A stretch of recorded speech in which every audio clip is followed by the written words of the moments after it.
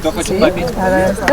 Вот так Наиля Мустакимова учится вышивать нитью композицию из цветов. Только не на холсте, а на сетке рабицы. Эта цветочная вышивка совсем скоро появится на стене одного из домов Альметьевска. Уникальный мастер-класс дает художница из Испании Ракель Родриго. Мне очень интересно.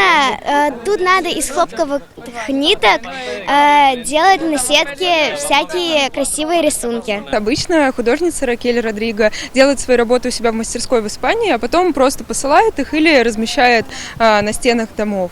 Но мы решили, что нам нужно пойти чуть-чуть дальше и вовлечь жителей города в этот процесс. Ракель Родриго первой воплотила в жизнь эту технологию по созданию арт-объектов, соединила традиционное рукоделие и уличную практику. Считается, что вышивка – это что-то закрытое, то, что люди делают дома.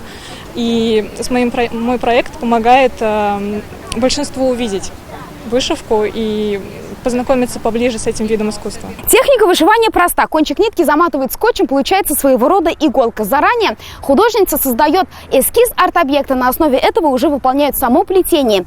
Нитка за ниткой. Все как вышивание крестиком на канве. Чтобы вышить один арт-объект, в целом уходит 15 дней. Нужно разобраться вот с этими клеточками и как нитка должна аккуратно лежать, чтобы вот рисунок с этой стороны был красивый. Трехмерное масштабное полотно испанской мастерицы станет частью истории родного края. Где его разместят, пока держат в секрете. Это одна из интриг большого арт-проекта «Сказки о золотых яблоках». Он рассчитан на 5 лет. Создавать новый облик столицы нефтяников в его рамках начали еще в прошлом году. В этом году мы сделали больший акцент на взаимодействии с жителями.